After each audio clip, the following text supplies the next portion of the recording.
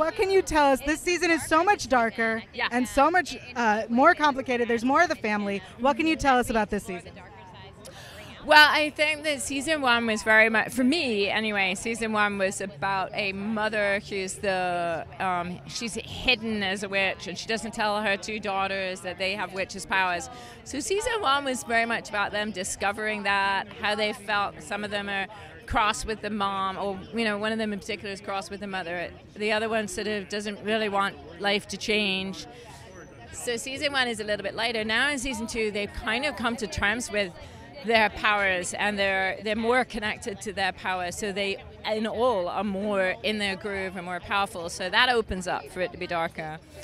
And then in tandem with that, you've got new characters coming in who are more threatening from their past, and we've got a new look and feel to it, where I think that makes it feel creepier in the way that they're doing the cinematography and the look of it. So we also have the introduction of Frederick this season. I personally don't trust him. What can you tell us about Frederick?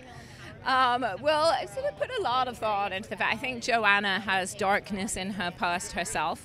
I don't think, so much of the theme of Witches of East End is what you do with that magic and your magical powers and empowerment.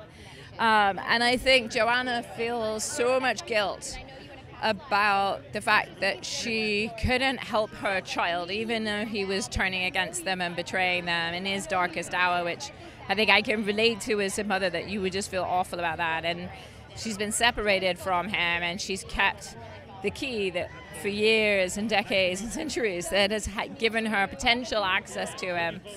And so when he comes back, I just think it's too hard for her to turn him away, because she just wants him close. So it's not that she doesn't, it's not that she's totally blind. She's wary of him, but she needs real proof. And she's also smart enough to see that it could be many different sides to a coin. Thank you so much for taking the time.